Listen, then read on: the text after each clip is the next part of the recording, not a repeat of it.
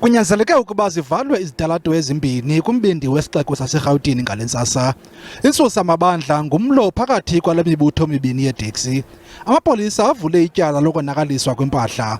Ukanti amagosa ezothutho eRhawuteng asiyewule esi siganeko sodushe ngelithi sijongela phantsi inkqubela phambili esele yenziwe ukuzisa uzinzo kweli candelo leeteksi kweli phondo. Want to strongly condemn this horrendous and barbaric acts of criminality, and we have really appealed and we emphasize our plea to law enforcement agencies that acts of criminality should be dealt with decisively, promptly and swiftly, and perpetrators should be brought to book. Ayikho kokuqala ke ingquzulana lemibutho mibini yeeteksi. Ngo-2019 kwanyanzeleka ivalwe imizila yale mibutho mibini kuquka neerenki zayo isithuba senyanga ezintathu.